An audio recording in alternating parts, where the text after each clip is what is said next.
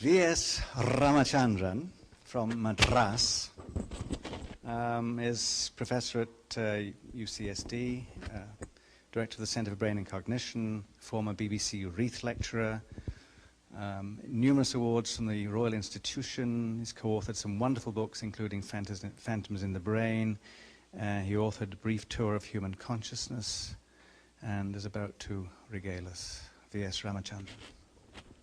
Thank you, Roger. You can show that after my talk tomorrow. Oh, all right. You mean this? This, yeah. Well, I'm delighted to be here. I would like to begin by, of course, thanking Roger Bingham, the Zepp family, for putting this wonderful conference together. We've heard some really interesting talks this morning. I'm not going to talk about religion and science, however interesting that topic might be. Instead, I'd like to talk about C.P. Snow's two cultures, humanities and science. And remember, he said, never the twain shall meet. I'm going to argue that, in fact, the human brain provides the interface between the two cultures. And in a sense, this is what we do in our lab. We look at patients who have had a small change in the brain, either a damage to the brain or a genetic change in the brain, producing characteristic changes in their mind, in their behavior, and then ask ourselves, what can you learn about the normal human mind, human nature, by studying these patients? And I'm going to focus on a specific example of this, a phenomenon called synesthesia, which is originally described by Francis Galton, who is a cousin of Charles Darwin. And I'm going to start with this little quirky phenomenon and take you all the way. In fact, the original title of my talk was from Synesthesia from Molecules to Metaphor. So we're going to start with this little quirk and take you on a journey all the way to metaphor and Shakespeare and creativity, hopefully without too many bumps along the way. Okay, what's synesthesia? Well, it goes back to Galton, as I said, and he noticed that certain individuals in the population who are otherwise completely normal had the following quirk, and that is every time they see a particular number, it would be colored. So for example, 5 would be red, 6 would be green, 7 would be blue, 8 would be indigo, so on and so forth. Or given tones might be colored. C sharp might be blue, F sharp might be green, so on and so forth. Now, what causes this phenomenon? Galton pointed out it runs in families, and since that time, so he said there may be a genetic basis. Since that time, we've also known one of the peculiar aspects of synesthesia is that it's about 8 times more common among artists, poets, novelists, and other creative types than in all of us less gifted people. And the question is, why does this happen? And this takes us into many interesting aspects of human nature, like creativity and metaphor and all of that, which I'll get to later in the talk. So there have been several standard theories of synesthesia floating around. One view is, well, they're just crazy. What do you mean 5 is red or C sharp is blue? And this, of course, is common in science. If something doesn't make any sense, you brush it under the carpet. It's called an anomaly. It doesn't make any sense, so you engage in denial, something that a lot of my colleagues are very prone to. Now, that doesn't get you very far, saying that synesthetes are crazy. The second argument is that they are remembering memories from early childhood. So maybe this chap was playing with refrigerator magnets, and 5 was red, 6 was blue, 7 was green, and for some reason he stuck with these memories into adulthood. This never appealed to me very much, because if it's true, then why does it run in families? You'll have to say the same magnets were being passed down from generation to generation, which might be true, but it didn't make any sense to me. The third argument is, well, maybe these people are just being metaphorical when they say F sharp is green or whatever. And just as we say, we have synesthetic metaphors, we say cheese is sharp, cheddar cheese. Well, cheese isn't sharp, you rub it on your skin, it's soft. So why do you say it's sharp? Well, you say, well, it's a metaphor. But that's circular. Why do you use a tactile metaphor to describe a gustatory sensation? These are called cross-sensory metaphors. So in a sense, saying that synesthesia is just a metaphor doesn't explain a damn thing. You're trying to explain one mystery with another mystery, which, as Pat Churchill would tell you, never works in science. So saying synesthesia is just a metaphor, okay, what is a metaphor? We don't have the foggiest idea, pardon the metaphor, right? So we don't know what the neural instantiation is in the brain. So what I'm going to do is turn it upside down and argue that synesthesia is a concrete sensory phenomenon whose neural basis you can pin down in the brain. I'm going to show you the evidence for that. And that in turn will give you an experimental lever, an experimental foothold, metaphors, for understanding things like elusive aspects of the mind like metaphor and creativity. And that's a long journey. So we're going to start with this quirky phenomenon. So the first thing we need to do is to show that, sorry, this is an old lecture, is to show that synesthesia is a real phenomenon. These people are not crazy. And I'm also going to show that this is a sensory phenomenon, not some high-level memory association or metaphor. We're going to ask what are the precise brain mechanisms that give rise to synesthesia, and then who cares? Why is this important for understanding human nature? So let's go through that. And I said it runs in families. It's more common among artists, poets, and novelists, so on and so forth. Okay, how do you show it's a real phenomenon? First of all, we found it's much more common in the general population than people believe. People used to think it's 1 in 10,000 or 1 in 1,000. We found it's about 1 in 200, and more recent estimates are like 1 in 30 or 40 people have synesthesia. So there's probably 1 or 2 of you here who are sort of ashamed to admit it. Okay, so first of all, it's very common. We found 2 students at UCSD, and they were seeing 5s as reds and 2 as green, for example. So we created this computer display composed of a number of 2s, or sorry, rather 5s. Embedded in that is a bunch of 2s. It's hard to find them. There's 1 there, 1 there, 1 there, okay? So a normal person looking at this, to find the embedded 2s, like in your Ishihara test for traffic driving licenses, here you've got an embedded shape like a square or a triangle or a circle, and then a normal person takes 20 seconds, 30 seconds, 40 seconds. A synesthete immediately sees this and says, oh, I see a red upside down triangle. And he sees it much more quickly, right? And he says, I see it pop out from the background. So if he's crazy, how come he's better at it than all of us? Okay? So this shows that you're dealing with a genuine phenomenon, and B, a sensory phenomenon, because he says the color pops out. I can see it, literally see a triangle against a background of green 5s in this case. Now the other thing we found, which further confirms this, if you take a number that produces a color red, say, to show it to a synesthete, and then simply lower the contrast of the number, so it's gray on black instead of white on black, as you reduce the contrast, the saturation of the color drops progressively, monotonically, and in fact, by the time you get to about 10% contrast, you can still see the number, but the color disappears. So if it's some high-level memory association or cognitive phenomenon, why should it show any dependence on contrast? This shows it's an early sensory process. And there's more evidence for that, which I'll get to in a minute. Okay, next, what's going on in the brain? Where does it occur? So Ed Hubbard, who's a graduate student in my lab, and I were looking at brain atlases, and that's the temporal lobes, and that's the fusiform gyrus in the temporal lobe. And it turns out that Semir Zeki's color area, which processes color in the brain, is there in the fusiform gyrus. It's called V4. We were struck by the fact that the number area in the brain, which is discovered by Stanislaus Dehaene and also Tim Rickard in our center, lie right next to each other, almost touching each other in the fusiform gyrus. Now we said, what's the likelihood that the most common type of synesthesia is number to color, and these 2 areas are touching each other in the brain? What's going on here is there is some kind of sloppy wiring in some people. So these 2 areas, instead of remaining completely segregated, there's some cross wiring, which causes every time you see a number, it activates not only a number neuron, but cross activates a color neuron, so you see a color every time you see a number. Now the question is, why would this occur?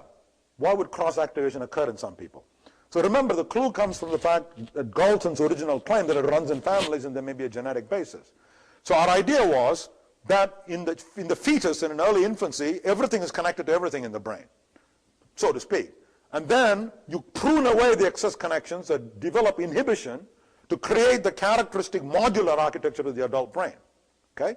And if there is a mutation in this pruning gene, which obviously will be passed down across generations, then you get defective pruning across adjacent brain regions. And if, because of transcription factors, that defective gene is expressed selectively in the fusiform gyrus, then you get a number color synesthete. So far, so good. Is there any other evidence for this idea that it's an early sensory process? Well, one of the things we found, other than the contrast effect and the pop-out effect, and this hadn't been done in the 100 years since the phenomenon had been discovered, it's pretty straightforward. Instead of showing a 5, which is, numeral 5, a grapheme, what if instead of showing an Arabic 5, I should really say Indian 5 because that's where they come from, but let's call them Arabic 5. Instead of showing them an Arabic 5, supposing you show them a Roman 5, what would happen? The answer is clear in all of them. They said, well, we see the 5, but there's no color. This is important because the fusiform gyrus encodes a visual shape, not the high-level concept of 5, which we think is happening higher up in the brain in a, okay, that's just another diagram, in a region in the vicinity of the angular gyrus near the TPO junction. That's where abstract numerical concepts are represented. That's damage. You can no longer do simple arithmetic. Okay? So you got this, any other evidence for synesthesia being a sensory phenomenon, at least in these subjects we had identified? Here's a striking piece of evidence. What you find is, we actually stumbled on a patient, or I should say a subject, who was a colorblind synesthete. Now, how is that possible? It sounds like an oxymoron. Okay? Well, it turns out he had peripheral colorblindness, in the sense didn't have the full complement of cone pigments in his eye, so only had a limited range of colors. But when you looked at numbers, he would see colors which he said looked like Martian colors, which you could never see in the real world, right? And he said, I can't see any of these colors in objects or in the real world, but when I see numbers, I see these weird colors. Now, why would this happen? It happens, I think, it fits my theory beautifully, because the receptors are missing or deficient in the eye. He can't see the colors in the world, but V4, the color area, is still completely intact in the brain. So what you're doing by showing numbers is activating the number neuron and cross-activating the color neuron in the brain and creating colors which you can never see in the real world because of the deficiency in the cone pigments. This immediately rules out any high-level association theory, by the way, because you cannot see a color which you've never seen before. You can't form a memory of a color which you've never seen before. Okay, now this is all true, by the way.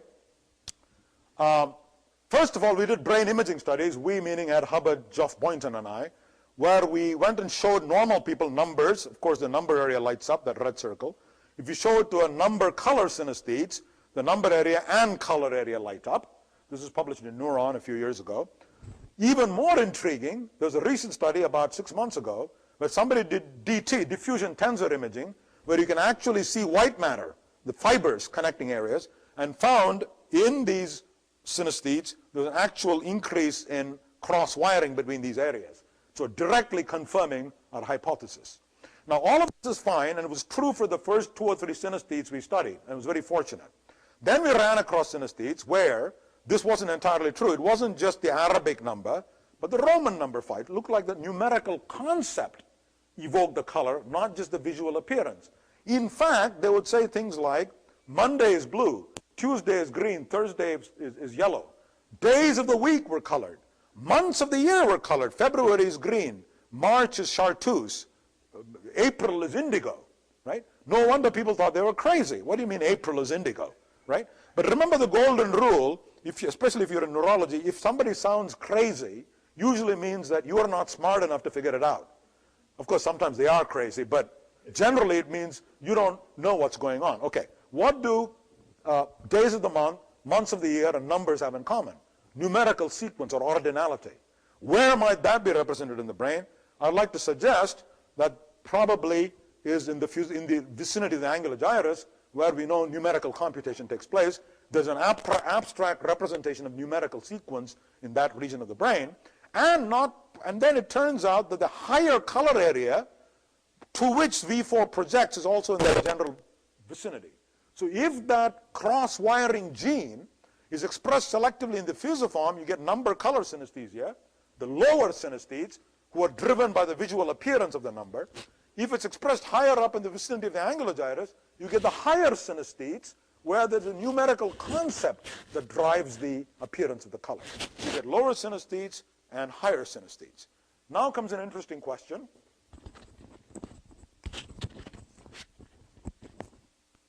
Okay, now comes an interesting question. What if the same gene, instead of being expressed in the fusiform or in the TPO junction, is expressed throughout the brain? Well, I'll tell you the answer. Remember, I started with the point made about Galton, and I said it's been known for 100 years, or at least 50 years, that synesthesia is about 8 times more common in artists, poets, and novelists than in the general population. So what are artists, poets, and novelists good at? They're good at metaphor, linking seemingly unrelated ideas, as when you say, it is the east and Juliet is the sun. Well, you don't say Juliet is the sun. Does that mean she's a glowing ball of fire? Actually, schizophrenics do that, but that's a whole other story, right? Normal people say, no, she's radiant like the sun, she's nurturing like the sun, she's warm like the sun, she rises in the east, rises in bed like the sun rises in the east, whatever connections your brain wants to make. And of course, Shakespeare was a master at this. So what I'm arguing is a shamelessly phrenological account of creativity and metaphor.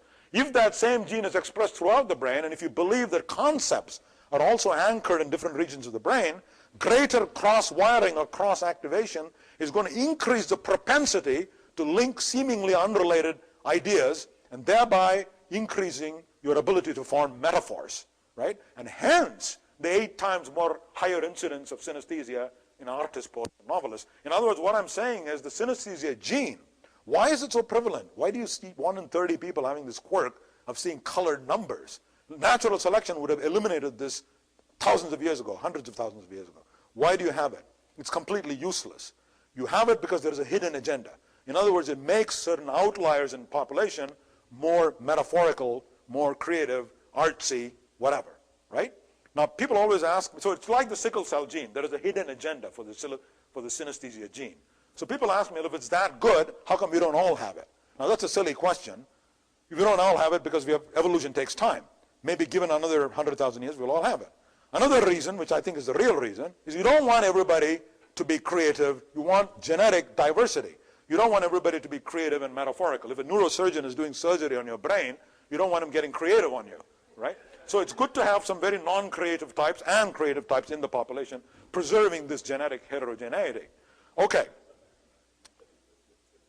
Now, I told you about the Martian color effect in colorblind people, colorblind synesthetes.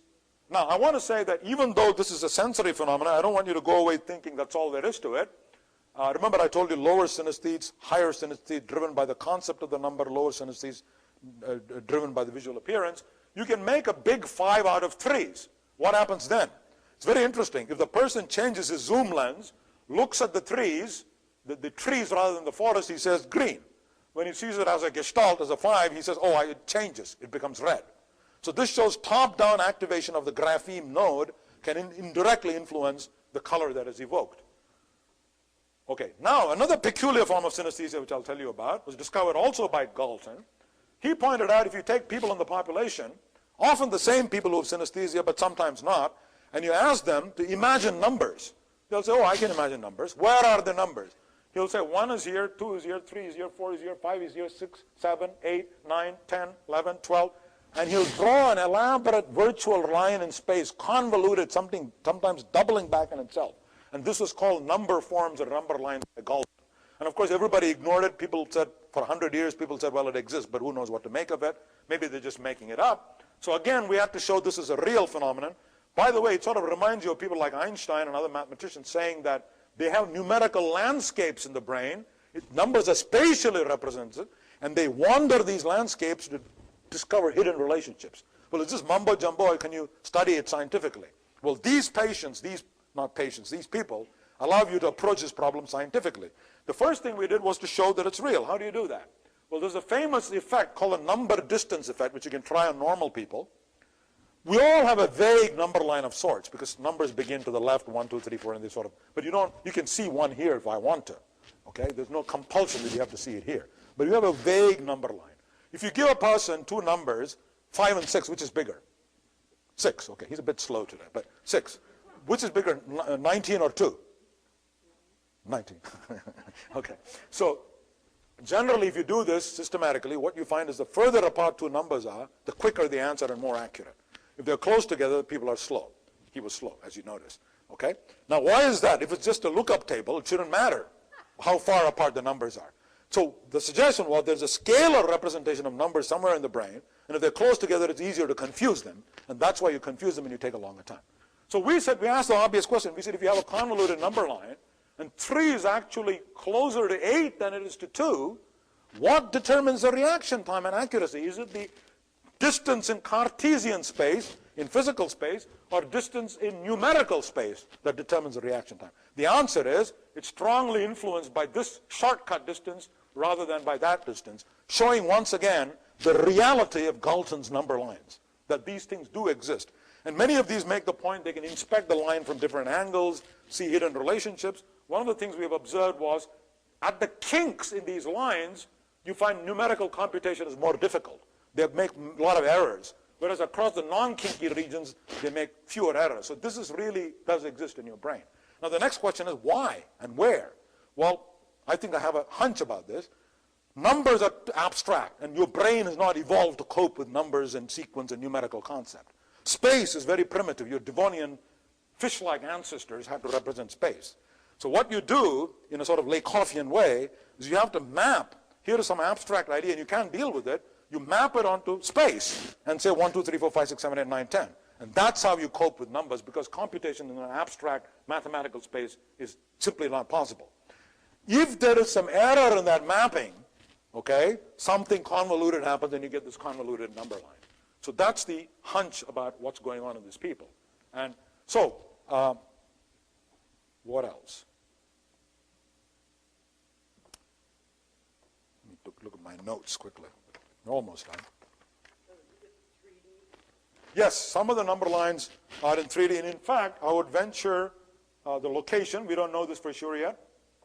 I would suggest that it's also in this region of the Angular Gyrus. So there might be a spatial representation of sequence there, numerical sequence. And I'm predicting if you zap it with TMS, and we're planning to try this, the number line would disappear. You could say, oh, I can imagine the numbers anywhere I want to. Okay. Okay, one final point. I lost my notes, but we're getting there.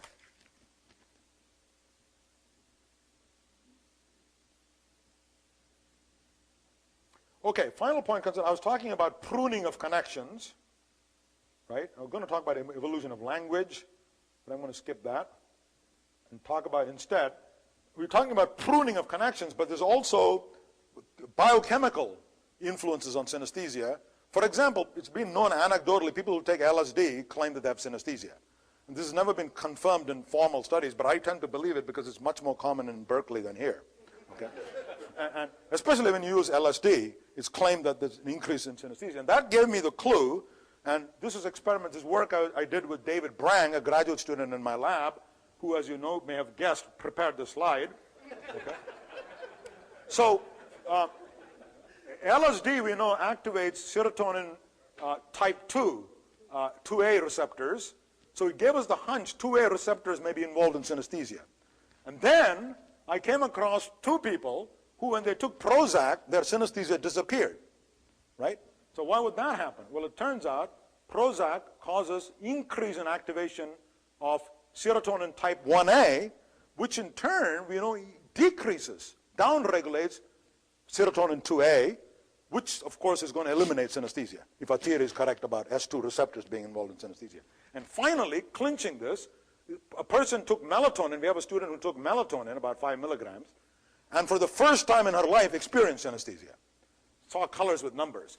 And here again, there's a downregulation of 1A receptors, causing an increase in the activation of 2A, thereby leading to synesthesia. So all of this fits, and we know that, so what I'm arguing is that's the synesthesia receptor. Just as I made the prediction that it's cross connections in the fusiform gyrus, and DT imaging now confirms that prediction, I'm now predicting, along with David, that the 2A receptors are the synesthesia receptors, at least for some types of synesthesia, and the gene involved is in chromosome 13, which has been identified. So the bottom line is, you can start. One final point I want to make is about, let's go back to the brain diagram, is that we have seen many patients with damage to the angular gyrus of the left side of the brain, which receives information from vision, from hearing, from touch. It's at the crossroads, and is a center for polymodal convergence of information, and it's especially big in humans. And going back to metaphors, what I found was damage to this gyrus leads to metaphor blindness. So somehow it's involved in the genesis of metaphor. Now, why that happens is anybody's guess, but we also know these people have problems with naming things, coming up with words. It's called anomia. Now let's think about metaphors. Let's take a word like Juliet and the sun. How are you able to link that, and how could that possibly have anything to do with synesthesia? You're talking about two abstract ideas. But think about this, a word like Juliet or the word like sun, in fact, we think of it as having infinite implications affecting the entire brain. That's not true, right? It has a finite set of implications. Sun is radiant, it's warm, Now, there are irrelevant things like it's made of helium, or it's got a lot of energy, or it's hot, and things like that. Similarly, now, each association can in turn generate several more, and it's geometric, right? So there are clouds of association like an echo spreading out. Similarly, the same thing with Juliet has a set of associations, but they overlap in a region, and that's what generates a metaphor.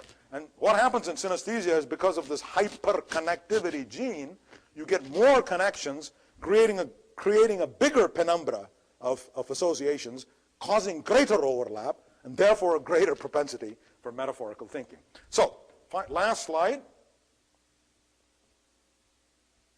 Here's an opportunity for us to go from the genes, if you get a large enough family and clone it, or set of genes, and I've told you about where I think it is, and which chromosome is involved and which receptor is involved. So you can start with genes, go to brain anatomy, fusiform gyrus for lower synesthetes, angular gyrus for higher synesthetes, number line, Angular Gyrus, cross-wiring throughout the brain for creativity. You can go to perceptual psychophysics, the pop-out effect, the effect of luminance contrast, all the way to metaphor, abstract thinking, Shakespeare, number theory, okay?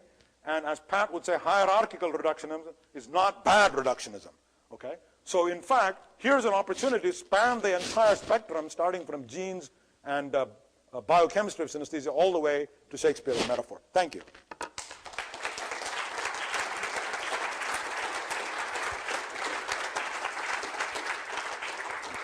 Very good. Great.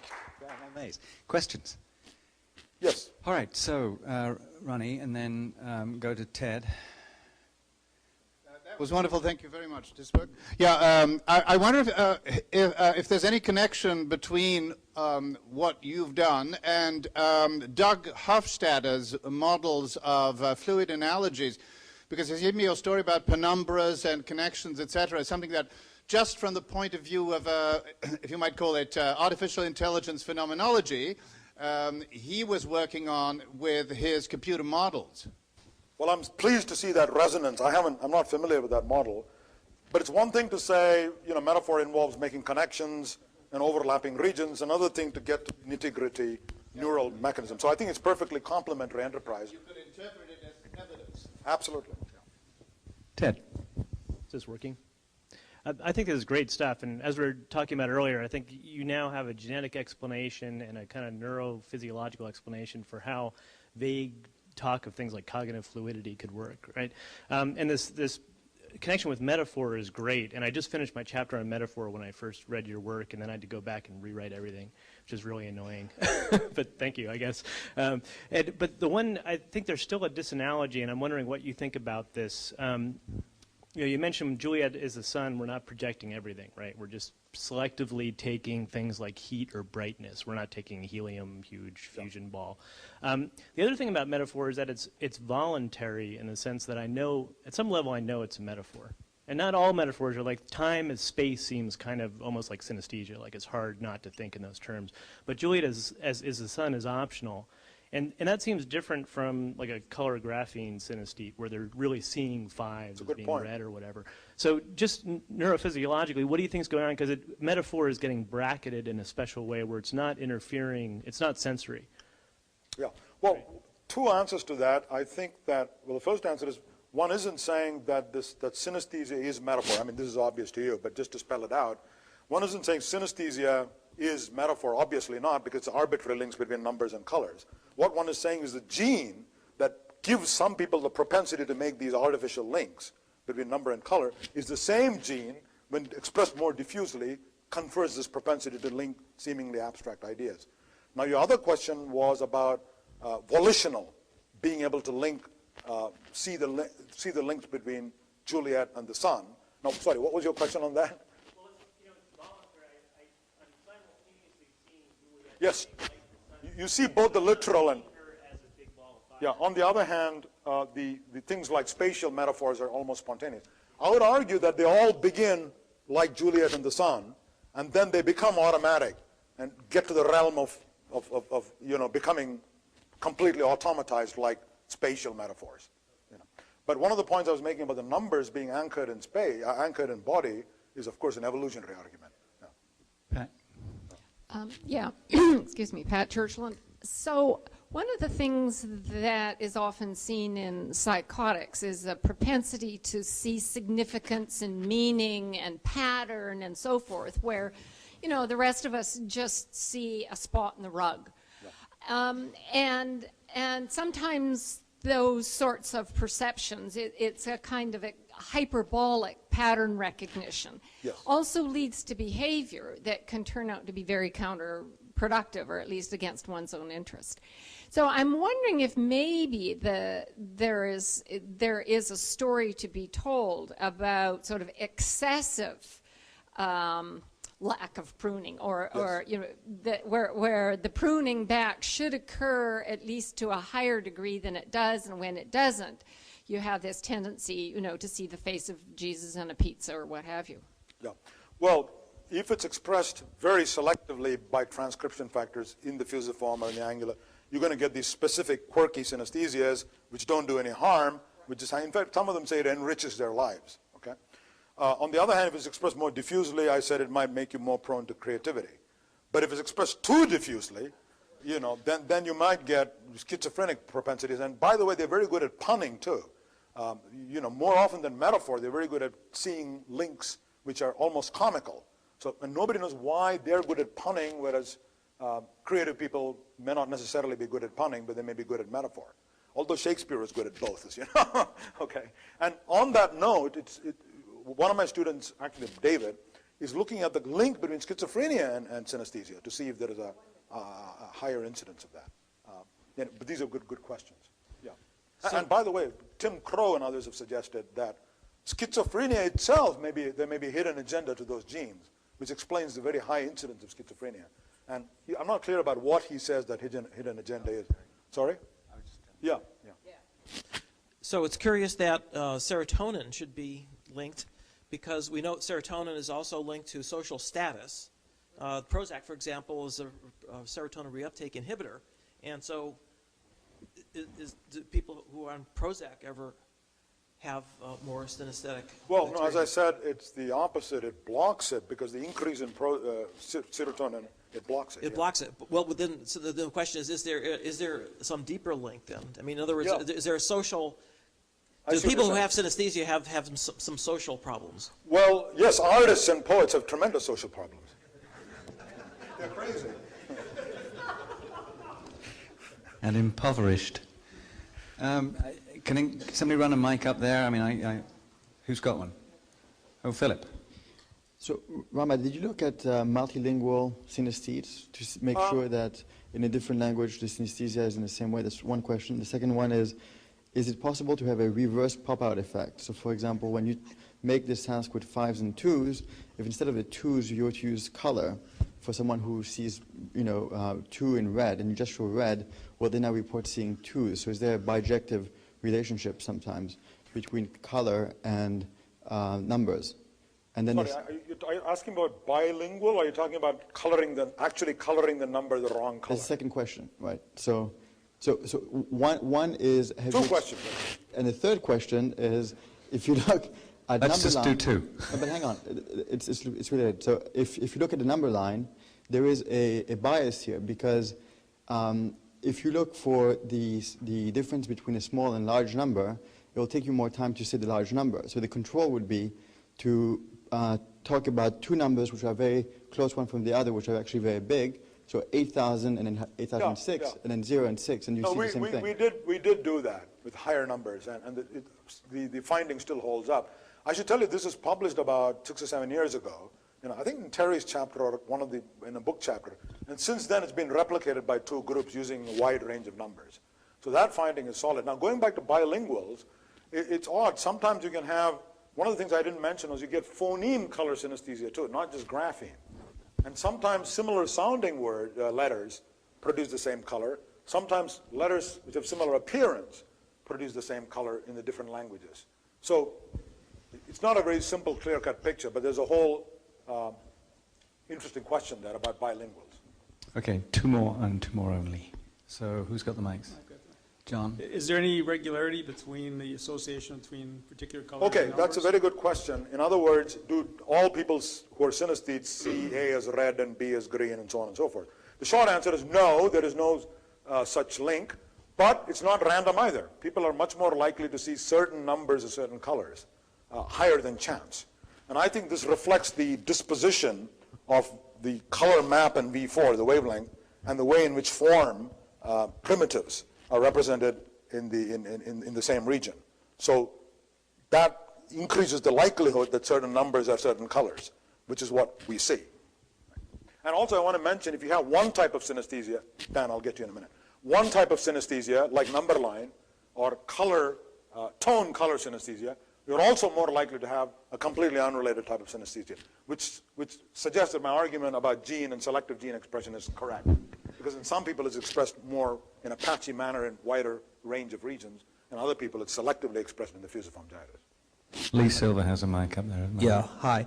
I enjoyed that very much, but I'm worried that it might not be as simple as just a single gene turning on and off. By the way, it could be a subset of genes, but right. go on. So it seems to follow the same case like bipolar, which is in the prototyped on sickle cell anemia, but I mean, you made a group selection kind of hypothesis. I think if Richard Dawkins was here, he'd be able to come back to the self as gene hypothesis, which is that, again, that a lower expression of this in some way is advantageous. Maybe, you know, as you say, make people more witty. Yeah. Guys are more witty, they get more women.